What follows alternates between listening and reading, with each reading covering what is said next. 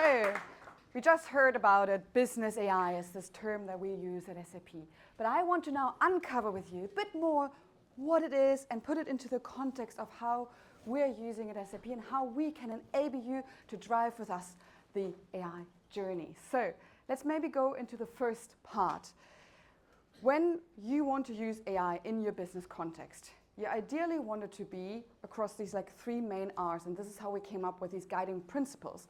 Ideally, it should be relevant, it should be reliable, and it should be responsible.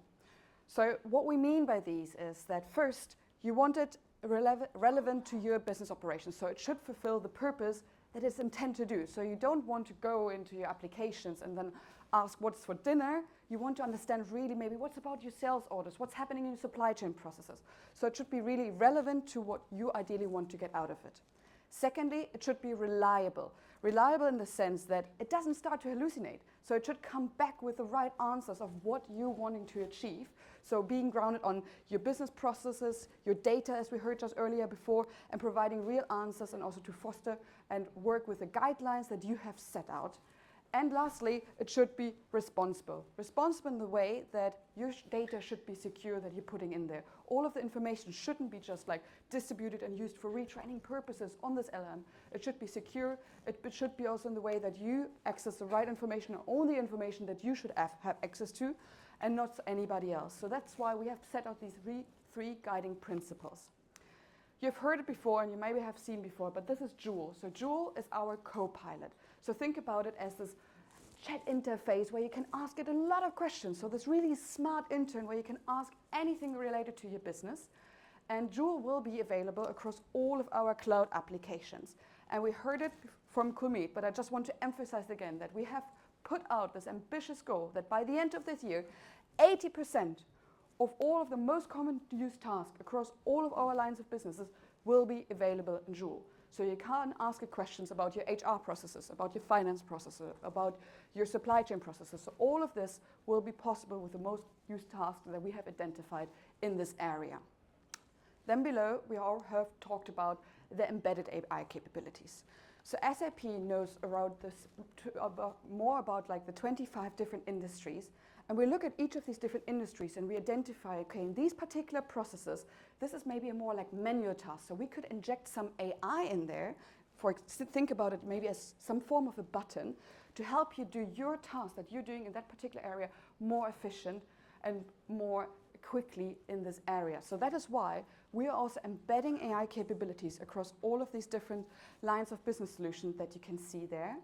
And we have outlined that, again, we have already 100+ generative AI use cases available today for you to use in this particular area.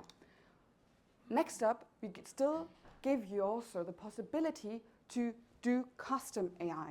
So in the sense, if you have a particular idea that in this area, it would really make sense if we use some power of large language models, or if you embed anything else that in terms of your particular needs, you are also able to get the tools and get also the security and also the access controls, because it's part of the SAP Business Technology Platform, so that you have already a lot of things less to think about.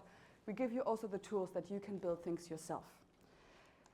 As part of this, it's the AI Foundation. Think about this one toolbox with a lot of different things in there. And we heard Commen already mention a couple of things, like, for example, pre-trained models, and which you can use and plug and play into the different areas as you like. But on top of this, we do give you access to 25 different large language models already, so that you can determine which of these large language models makes actually the most sense for this particular use case. And we're actually using the same technology to build Joule or to build our embedded AI capabilities. But again, we are giving you also the tools to build things yourself. And then underlying of that, we do have several different AI partnerships in this ecosystem and direct investments. So just outlining this as a first draft, but for today, I do want to highlight what we are going to go through. So Timo showed you the agenda, but let maybe quickly highlight that, first of all, we will have several different customers talk about what was their different custom AI applications that they have been building. We hear different lightning talks more about the AI Foundation and the embedded AI capabilities in the Business Technology Platform. But of course, AI is one part of the bigger area, and we've heard data is one of the really big pieces. So that is also why we will hear from other customers in another lightning talk about their data journey, especially looking into co-op around their data sphere journey. We will have Harleon talk about their finance transformation, and we will also have Circo talking about their analytics journey. And on top of this, we will have several other afternoon sessions spanning across what are the different AI capabilities that we have in these particular areas. And then we also have Engel and Water talking about their transformation journey to the cloud and they have leveraged the business technology platform on this journey. And then we also have Imperial Brands talking about the wider area. So a really packed agenda with a lot of different things that we have around the AI journey. But often what we see when I talk to my customers is that these questions come up in terms of where should I even start with my AI or GenAI journey? How do I protect my data? Which large language model should I use? What about the security and governance? And often they look a bit like confused, where to start with all of this. So what we're trying to do today is really taking these things, these questions, and hoping to provide you answers to it. And that is why, if I want from this talk today to remember two key things is we embed AI. So we do a lot of these things in terms of bringing them on the silver plate to you. You don't need to build them. You don't need to train them. You don't need to think about the security and the data access. We give you this on the silver plate, and you can start to use it you can start to use them. But also, we give you, again, their own tools, and they come already with the data security, with the authentication, because it all sits as part of this business technology platform. So these are my two key points that I would love you to remember for today. But when we think about this AI journey, and generative AI has really spun the excitement of the world in this area. And I feel like every time we're speaking, even up here, something new has happened within SAP or outside world, and it's really hard to understand more about these things. And one of the biggest things is, again, this hallucination problem, right? You want your data or your solution to not just hallucinate and come with any kind of answers. You ideally want it to come with the right answers that are based on what you wanted to know. And that is why I just want to highly introduce two things.